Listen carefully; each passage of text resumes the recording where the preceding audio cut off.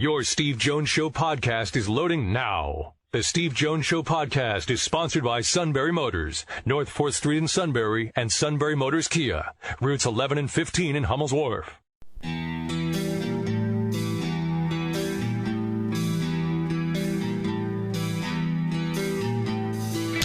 Sports talk where your voice counts. This is the Steve Jones Show on News Radio 1070 WKOK. Now from the Sunbury Motors Studio, here's Steve Jones. Great to have you with us on the show today. Brought to you by Sunbury Motors, 4th Street in Sunbury, Sunbury Motors Kia, routes 11 and 15 in Hummel's Wharf. Our play-by-play call today. A pair of home runs for Didi Gregorius as only John Sterling of the Yankees radio network can call. Pitch. Breaking ball is hit to deep right center. That ball is high. It is far. It is gone. Yes, indeedy. This is the dawning of the age of Gregorius. Didi homers to right center, and the Yankees take a 1-0 lead. As only he can call it, John Sterling on the Yankees radio network. InviteManager.com, huh? Tony Knopp, our old friend, one of the more popular segments we have on this show. As always, Tony, it's great to hear you again, my friend. Things are great. Great to talk to you guys again. Great to talk with you. Let's start with World Cup 2026. Is there a different attitude about World Cup 2026 as opposed to Summer Olympics 2028? Somewhat. The reality, people are pretty optimistic about the Olympics in 2028 just because, Los Angeles has a good history of hosting events that don't break the bank. 1984, when they hosted the Olympics, they were the first ones to turn a profit on it in decades. The World Cup, I think, companies are optimistic about it. I'll be really curious to see how infrastructure works between the three different countries and who gets to play where because, obviously travel is a big aspect of, where a World Cup is hosted. But we all knew it was a matter of time before FIFA had to come back somewhere where they were going to make some money, right? Qatar, nobody's going to Qatar in 2022. Russia is claiming that they've sold out their tickets, but it's not looking like it's the most robust World Cup we've ever seen. So, look, this is the world stage coming back to a country where all of the infrastructure exists already, and will be getting built upon anyways for the Olympics coming in 2028. So I'm not surprised by it even a little bit. I'm just surprised it took this long. Exactly. One thing with the World Cup, though, except for some venues, and it's not many, where you have to then put trays of grass on top of field turf, the facilities are already in place as opposed to having to build facilities. So you have to feel more comfortable about a bid like that. And also, let's face it, you got 48, there'll be 45 other countries bringing fans with them into North America. Are these the selling points on it? I think so. And, look, this is obviously becoming more of a commercial enterprise as every one of them goes by. Not that it hasn't been a commercial enterprise, but they're expanding the field. They awarded the World Cup to 3 countries, 2 of which are not qualifiers regularly. I'd like to say the U.S. is a regular qualifier, but they're not playing next month or this month and next. So for them to say, we're going to award this to the North American contingent and we're going to let all 3 of them in, it's just starting to show that this is becoming more of a maybe they're a little less worried about the honor and exclusivity of the World Cup, and they're a little more worried about the commercial success of it. Okay, so give me the initial read from because the corporate partners buy months and years out. Yeah. So how enthusiastic were they about 2028 Los Angeles? And have you had at least an initial read on 2026 World Cup?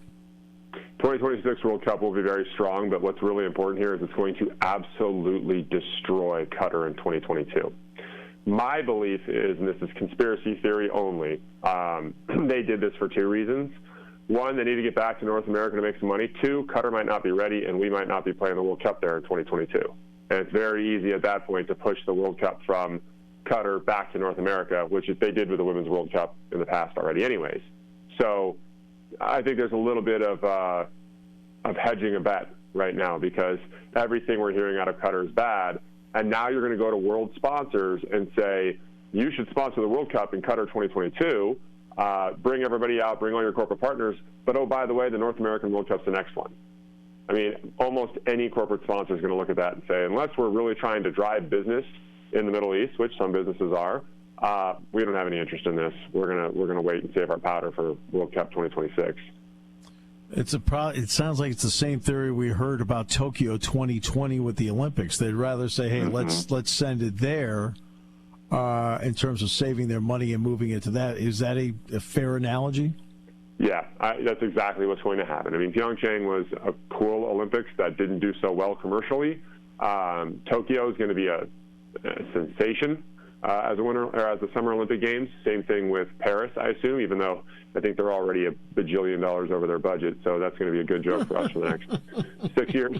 But, they're starting to realize that. And, there was a referendum that passed that Switzerland and there's another country that escapes me now that would not approve a bid on the Winter Olympic Games. So I think we're seeing what you and I have been talking about for the last 2 years. Local governments are no longer interested in hosting these events if they're not going to be profitable. And so these events, which were kind of, sticking their nose up to North America and the North American money saying, hey, we can grow the game elsewhere, are starting to realize, well, maybe we can't. Maybe our bread gets buttered here. My understanding is that the United States will get 60 of the 80 matches. 60 of the 80. 10 will be in Canada, 10 will be in Mexico. What's it going to take for a city to end up hosting some World Cup events, and how important is it to certain corporate partners as to which cities get it? So when these guys look at what they're sponsoring, so I remember the World Cup, it was here last time, and what it does to the local economy. It's a massive boon to the local economy, especially with tourism. And we were lucky enough where I was that we had Brazil in our section in Northern California. So we got to go see them at Stanford Stadium, and it really, it was the inception of the MLS, which has since grown. It all started with that World Cup game, or with those World Cup games. When you're a corporate sponsor, it's really interesting. They don't look at it the way we generally would as, fantasy football owners. They don't look at it and say, hey, this is the best one, we need to invest here. And they do that sometimes, but really what they're looking at is, okay, I am a major credit card company, or I'm a major consumer packaged goods brand, and I'm trying to expand my business into the Northeast. I don't really care who's playing there. I hope we get good teams, but I'm trying to get expansion into the Northeast. And that's generally how they approach this stuff. They say, look, I've got a sponsorship budget. I need to use it in these different regions or in these different countries, and that's where I'm going to apply my powder because that's going to help us grow and get people to sign up for more credit cards, buy more toilet paper, pick up more cereal, that sort of thing. It's a lot more scientific than people think and a lot less reliant on who the team is as much as it's as reliant on where it is. That's the sponsor side. Now, the hospitality side, the people who are taking customers to the games, they want to go where Brazil's playing. They want to go where Italy's playing. They want to go where France is playing, right? That's totally different. And yet there are certain hotbeds in this country. Kansas City is one. Obviously, Dallas is another. But the Pacific Northwest, between Vancouver, Canadian side of the bid, and Seattle. Now, Portland doesn't have a facility to host this. No, but that area is hot when it comes to the sport of soccer. I would assume from a Pacific Northwest, and also from an investment point of view, a lot of people love the Pacific Northwest.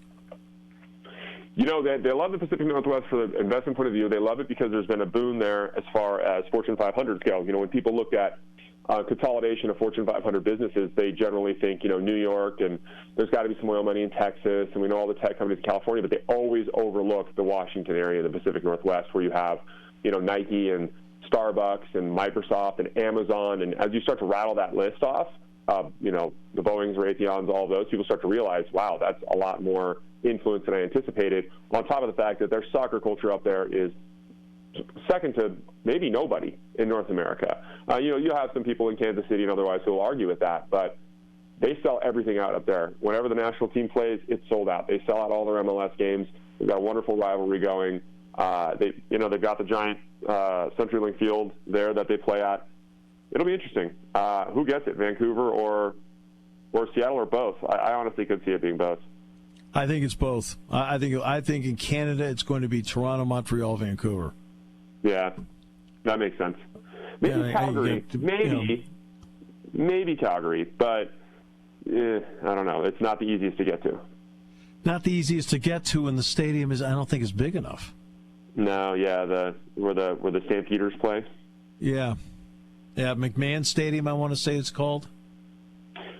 I know the Saddle Dome is a hockey team plays. I don't remember what they call the Stampeders. Yeah, I think McMahon Stadium is what it's called. I'm not sure it's big enough. Now BC Place is. Toronto obviously has Rogers Center. Montreal still has the Big O. Might as well use it for something. What a great stadium that was. You and I remember that. I'm sure a lot of listeners don't remember watching games there anymore. It's been so long. Hey, we also remember Youppi, the mascot. Yeah. Oh man. That team. The saddest part of that whole thing was that team in 1994 had Pedro Martinez and basically everybody else on it, and I think was in first place by 10 or 12 games. And they had the best record in baseball. And then there was a lockout, and it decimated the franchise completely. They were on their way to a World Series, and now they don't even have a team. They got decimated by that. And if baseball ever expands, they'll seriously be considered for it because baseball feels guilt. They tried to make it work, but then Loria wanted them out of there, and then the Nats showed up, and then Miami, which is a whole different story, fleeced the local government there and took a bunch of money. I mean, if anybody wants to read about how to take advantage of public servants, read about what they did down in Miami. They basically paid for that stadium, and then nobody showed up, and they flipped it, and man, they really took Miami for a ride. Okay, what does the decision of one player mean for corporate money as to where it's distributed, and that one player is LeBron James? Yeah, so in football, it means a lot more than most other sports. People like to think that LeBron's the first time this has ever happened, but not so true. I mean, Wayne Gretzky did that when he moved from Edmonton down to Los Angeles, and it was a tectonic shift. So, wherever LeBron ends up, it is a tectonic shift to that business. You can make every argument under the sun that he's the reason there shouldn't be a salary tax or a salary cap or a luxury tax. But as far as the sponsors go, they're going to follow. They're going to follow if it's in a situation where it helps them grow globally. Because the difference between LeBron James and, say, me being a sponsor and wanting to sponsor the World Cup in the Northeast, LeBron James has international appeal now. So if I'm trying to grow internationally, I link my name to him. Kobe Bryant, the vast majority of Kobe's sponsorship dollars over the last few years of his career came out of China, where he sells 3 times as many jerseys than anybody else. And that's what they're really looking at with LeBron James. It's, where's his market going to be? How is that market going to affect sponsorship? As far as hospitality goes, it's going to, just absolutely blow it out for a team. So any team that's going to land him is going to see such a significant lift in ticket sales through, secondary means, right? People think that it's just going to be, the tickets are sold out. Teams aren't that foolish anymore. If I'm the Lakers and I sign LeBron, or if I'm the Sixers and I sign LeBron, now all of a sudden I can get you some tickets, but you've got to sign up as a sponsor, or you've got to buy some of the other events that we have that come through the building that maybe don't do so well.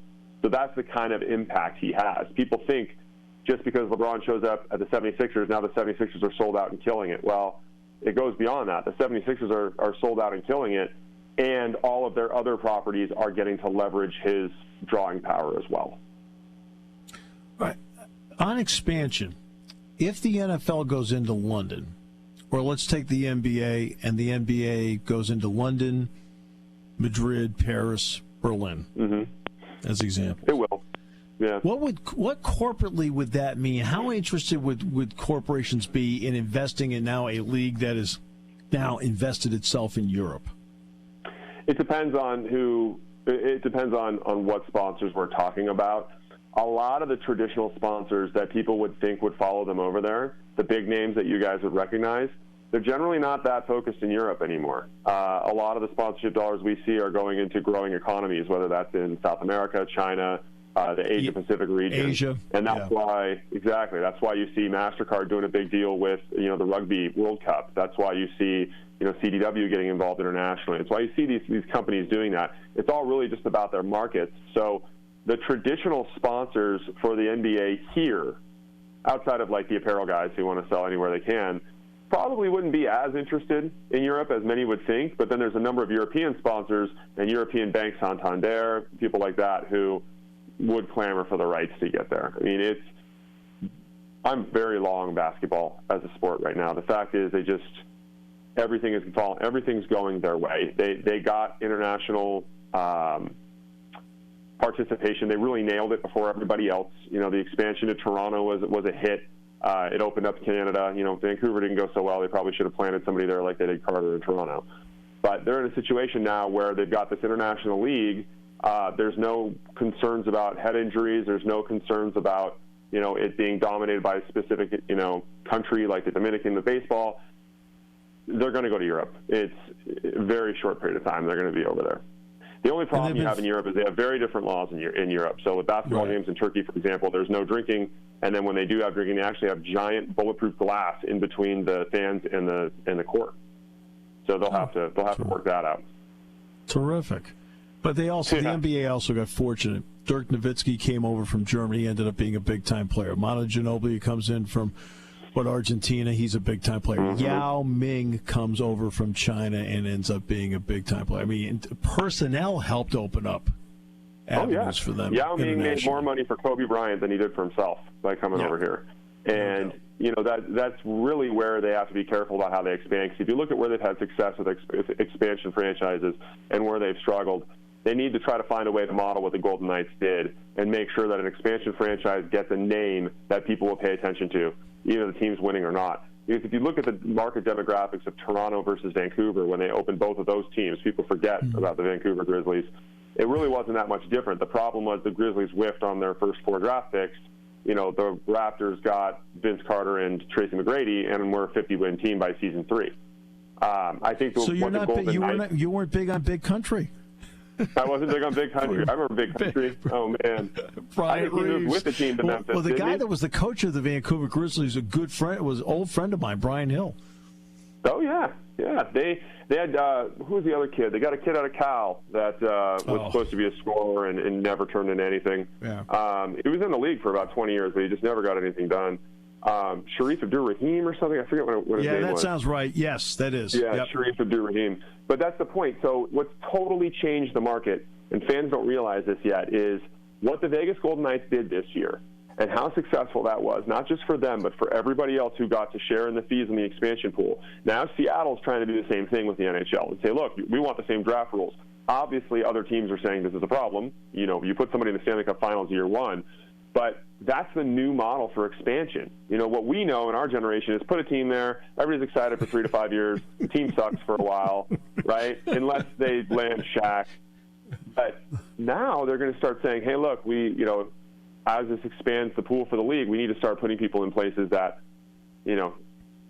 drive more interest. And the NBA really does have to get more international, because the rumor right now is the Denver Broncos going on sale would make the Carolina Panthers sale look like chump change.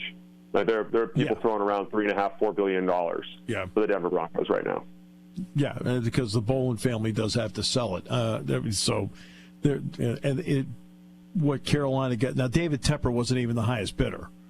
No. I mean, and he also, to his credit, Tony, paid cash. Yeah. Hey, cash up front when you're one of the leagues. To the listeners who haven't heard about what happened with the Islanders. It's a good story to go look up online when they accepted a bidder who literally had no money at all and ran the New York Islanders for 2 years. So I think we're going to see continued awarding of franchises to people like that. There's a lot of rumors out there now that private equity is going to get involved in buying teams because they're good investments. I don't ever see that happening again because of how bad an experience it was with Fox and the Dodgers. Right? There's just too much turnover. It's not within a family. I just don't. I think they look at the ownership groups in, the Allen family up in Seattle. They like the ownership group in Boston where you have Grousbeck running it with a bunch of rich guys. Yep. Golden State's run by one rich guy, but it's really 20 guys that are rich that are invested in it. I think that's the future for this. Yeah, I think guys like John Henry, David Tepper, Jerry Jones, leagues love those guys. Mark Cuban, Jim Pallotta, that's the owner. Yeah, exactly. All right, final question as we always get to. So, next 18 months, you're talking with people. What is hot? What is not? It's really interesting right now. This market is out of control as far as what the spending that we're seeing. Consumer confidence is pretty high, and that translates into our market pretty rapidly. So people are opening up their checkbooks and really getting after it these days. The U.S. Open this weekend will be a big win for the PGA. And people don't realize that the U.S. Open is not a PGA Tour event. It's a PGA. There's a USGA event. So the that'll be a really big week. event, and they're in the right spot, in the right moment, right golf course, everything.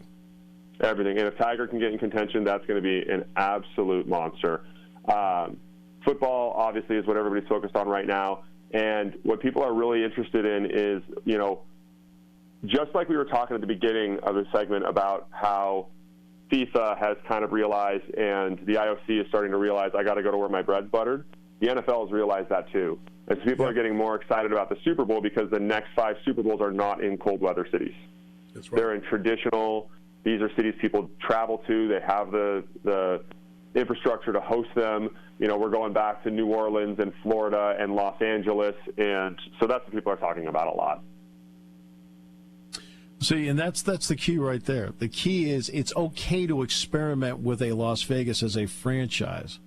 But it's now 2018, Tony, and my thought is we now have the sample size of a lifetime to know what actually works and what doesn't work. Mm-hmm.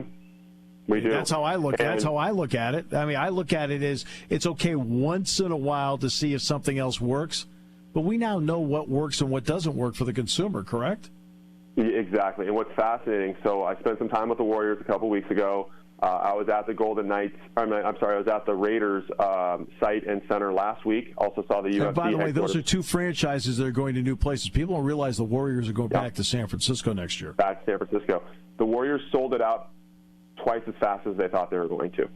They just got to figure out how to transition themselves into being a service business because they sold out the Chase Center faster than they thought. And the Raiders had 94 suites, and I think the goal was to have like 30 of them sold by now and then start to focus nationally. And I don't remember exactly, but I think they told me something like 60 or 70 of them were sold. And, Steve, they're sold on 15-year deals, which is absurd. In Los Angeles, they're getting 20-year deals right now, which is absurd. I mean, hockey teams and basketball teams right now are still getting 1, 3, and 5-year deals. So it's, there's some hot markets. And what these teams have to figure out is, do we have everybody expire at the same time? Because that's what some of the teams are doing is it's, all right, everybody's signing a 15-year deal. Well, in 15 years, you're going to be sweating because all of your luxury suites are up for renewal in the same year, and you need to start extending people in advance. Or you better start winning. Start winning. Hey, you're a winner with us always. I just love having you on the show. I hope everything's going well for you business-wise. I hope your family's doing great, and can't wait to talk to you again. All right, absolutely. We'll talk very soon. Enjoy the late spring here. Yeah, very nice. Thanks, Tony. All right, bye, guys. Tony Knopp joining us from California. How about that? Because a lot of people realize the Warriors are moving back to San Francisco. I mean, the Chase Center, they had a big event back in September with Stephen Curry and Klay Thompson and Kevin Durant. I think it was in September. One of those, hey, why don't you see what the place looks like? Everybody was pretty much blown away. All right, great to have you with us on the show today. One more half hour to go. And this has been a busy, busy news day. Couple of things that will affect 3 things that will affect college football today. World Cup today. Suit driving back from Guadalajara today. We think that's where he's vacationing, right? Something like that. Most people go to Rehoboth. Taking your calls at 800-795-9565. This is The Steve Jones Show on News Radio 1070 WKOK. Now, from the Sunbury Motors Studio, here's Steve Jones. Sunbury Motors, 4th Street in Sunbury. Sunbury Motors Kia, routes 11 and 15 in Hummel's Wharf. Great to have you on the show today. It has been a busy, busy day. Yes, the World Cup is coming to North America. At least initially 2026, but if Qatar falls through, maybe 2022, we'll see. And go from there. But 2026, think about this. if you are a 12-year-old right now, you're really, really good. When the World Cup's here, you'll be 20. You might be playing. Just a thought. It's the right move by FIFA, clearly. Oh, they had to bring it back here. It's not like it's here every other year. It turns out it is here for the first time since 1994. Right. 1994. And that's what really got soccer going in this country, because then the MLS started after that, and then everything just kind of went from there. Absolutely. And it's going to be cool to have all the three countries involved in this part of the world. So I think this is going to be a good move on the world stage and from a actual, put it for a schematic standpoint too. Oh, no question. No question. I think that it's going to be big for this country. And I just think that it's going to be. I think it's going to be big for the world. Getting them in here, it's big for the fans. So there's a lot of items in here that are all pluses. And again, Tony and I talked about it. And he says, "Hey, look, Los Angeles is pretty well organized." So okay, I got that part. I've got that part. But at the same time, you don't have to put as much into facilities. Now, look, we were mentioning the Pacific Northwest. Seattle and Vancouver each would have to have, and you can do this with trays. You just lay the trays over the field turf. But they'll have to put grass in. Same thing with the Meadowlands. Other places you don't have to do that. There just is not as much of an expense of building facilities. The facilities already exist. Now let's get to the college football part. The college football part is really intriguing. The red shirt rule is extremely intriguing. And the reason that the red shirt rule is the flexibility of it. You have the ability, all right, to let's just do it in a normal way. I have some freshmen. Okay. And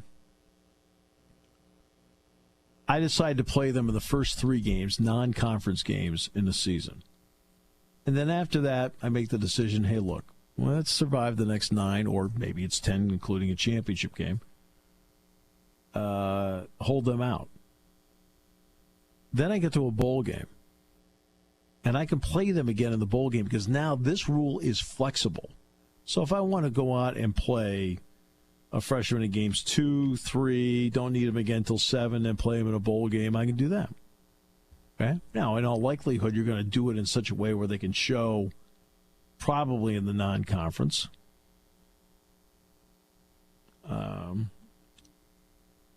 And then work on them in practice and so forth, and then the door opens later on.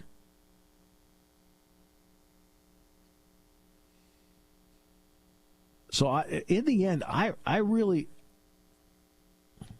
like what they did with that rule.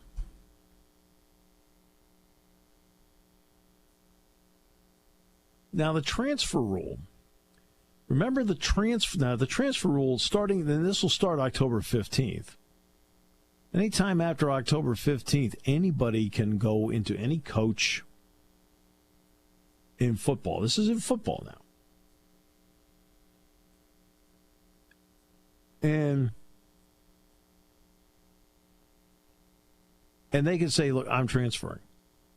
Now, obviously, a coach is going to sit there and say, okay, now, wait a second. Let's talk this out for a little bit. In all fairness, yeah.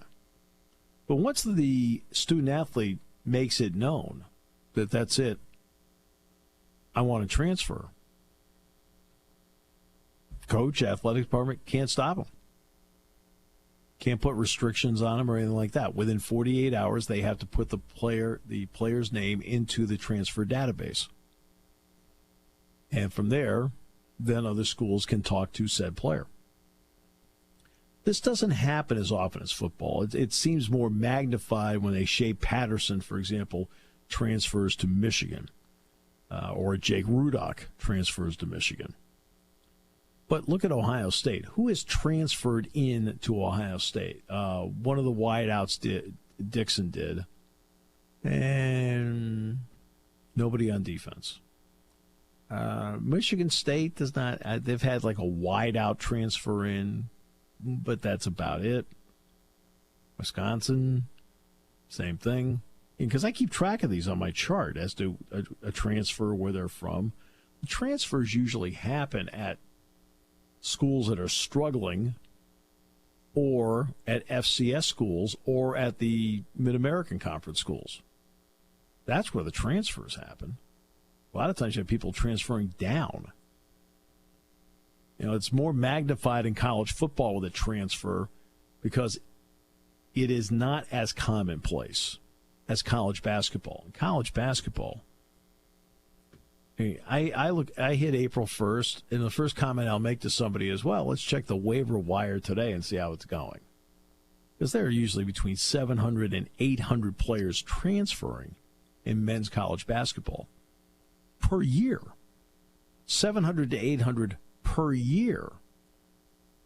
Okay, that's an average of 2 to almost 3 per school. There are 351 Division I schools. Okay, so 702 is 2 per school. You have changes in coaches. Illinois just lost another player the other day. So Illinois, I think, has lost 4 players to transfer this year. But again, Brad Underwood's going into his second year. But in college basketball, it is so much more prevalent to have transfers as opposed to football. Football does not have, by percentage, a large number of transfers. By percentage. Remember, you're talking about not just 85 scholarships, but walk-ons and so forth. I mean, you have 120 players on a team. 85 of them are scholarship players. You don't see movement usually all over the place. I mean, Iowa last year got the Butler kid from Nevada who came in and backed up Akram Wadley at running back. Butler's a good running back. But that was their transfer. And you don't have as many JC transfers, for example, as opposed to college basketball, which has more. I mean, it's a little different between the two. But they want to open up the door that if you want to transfer, you can just walk in and say, I want to transfer. I'd like to talk to you about it. No, I don't want to talk about it. And you leave. In 48 hours, you're in the transfer database. Right? But what they did not change was that you still have to sit out the year when you transfer, unless you're a grad transfer, of course. Or it's a special circumstance like Shea Patterson. So they kept that part in because many thought they were going to allow transfer. Oh, and by the way, you can go wherever next week and play without sitting out. Remember, that was the thought that in August that might happen. That's not what happened. You can transfer beginning October 15th. The rule in college football goes in that you can transfer within 48 hours after explaining your intent to a transfer. You don't have to do anything else. Your name is in the transfer database, and that's it. And they can't put restrictions on you or anything like that. The redshirt rule, where you get to play up to 4 games but still maintain eligibility, I think there's a lot to that. Valuable game experience. And if it's managed properly, you might see some of these younger players playing in bowl games. For example, you could have seen K.J. Hamler last year, for example, maybe returning punts in the Fiesta Bowl. You know, there's several guys that are among the youngsters on this football team that instead of sitting out may have had an opportunity to play in the Fiesta Bowl. Now, James Franklin usually goes with the more experienced players anyway, but the door would be open to do that. And you don't lose your eligibility. You'd still be a redshirt freshman this year.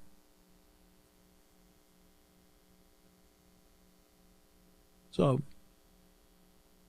Now, the next part's the bowl game part. I know you're enamored with this. In 2020, they're going to expand 3 bowl games. Now, it looks like one's going to replace one. It looks like the Wrigley Field Bowl in Chicago is going to replace the Foster Farms San Francisco Bowl. At least there's that. Right. Myrtle Beach will be playing. Now, Myrtle Beach wants to play their games where Coastal Carolina plays. The 20,000-seat stadium. Now, who's in the running for the other ones? Well, believe it or not, Tempe, Arizona wants one to put at Arizona State. So they've stuck their name in there. I know Little Rock, Arkansas has always wanted a bowl, but I'm not sure that that's going to happen or not. But the other one they didn't say, they've only mentioned who might be in the running. But Brooks Stadium in Myrtle Beach looks like it's going to get one of the games. And, of course, they have a great Chamber of Commerce there. I mean, they're selling Myrtle Beach. Like, how hard can that job be?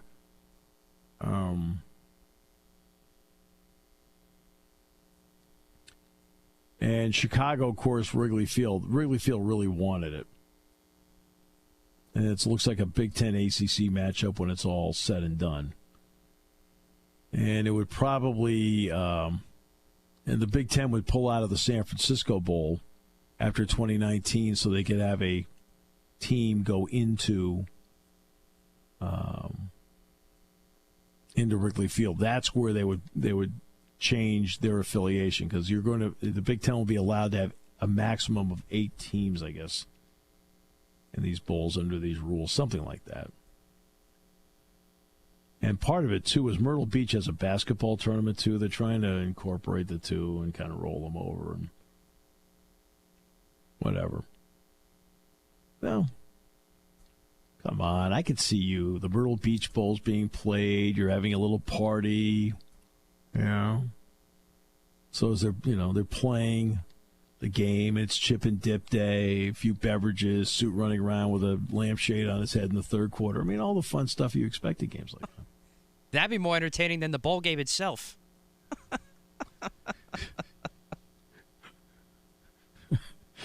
By the way, who else is interested? Arizona State would like to put a bowl game in Tempe, as I mentioned.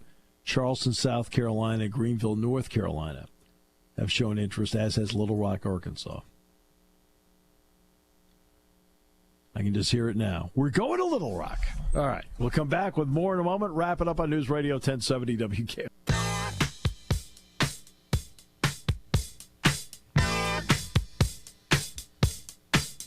You should have seen the suit doing the moonwalk to this at Matt's party last year.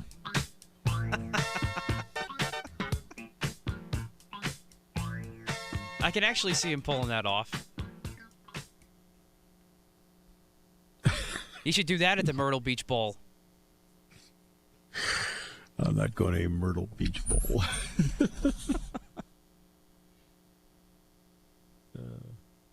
It's... Nah, you were out at the golf course. You showed up. You showed up at the 17th hole, as a matter of fact. I think I hit a lob wedge into the green, didn't I? Yes, you did.